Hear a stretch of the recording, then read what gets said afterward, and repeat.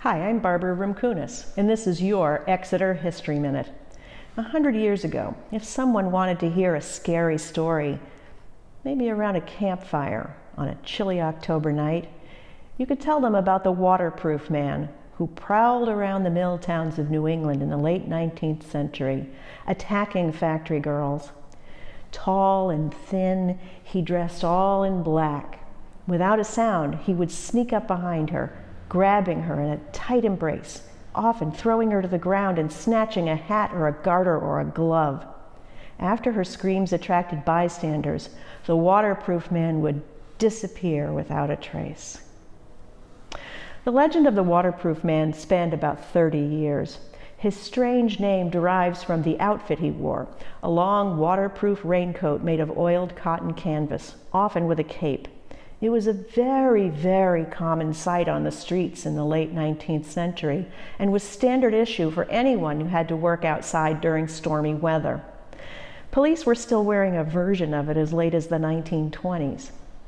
In 1901, a full waterproof cape coat could be purchased for $2.75 from Montgomery Ward or Sears and Roebuck. It was only threatening when connected to cold, dark nights and young women walking alone. Watch out for the waterproof cape man, she might be told.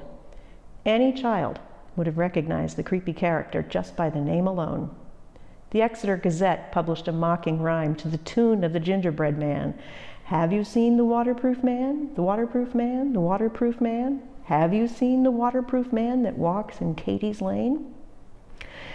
The legend of the waterproof cape man seems like a campfire story, similar to the tales of London's Spring-Heeled Jack or the internet's Slender Man, a grown-up, scary monster story living in the dark, scary place of our world. The legend became more sinister as it was applied to actual, real crimes that took place. I read through a stack of newspaper accounts to track down the origins of the waterproof man. The first time I came across him, it was in an 1887 article from the Boston Globe that described events that had happened 17 years earlier in Lowell, when a man wrapped in a full-length waterproof terrorized the factory workers, chasing one young woman into the Merrimack River, where he followed her, eventually dragging her into a canoe that was seen by horrified onlookers. The paper said then, with that laugh that had frozen the blood of so many girls on lonely streets, he darted away. It reads like a dime novel.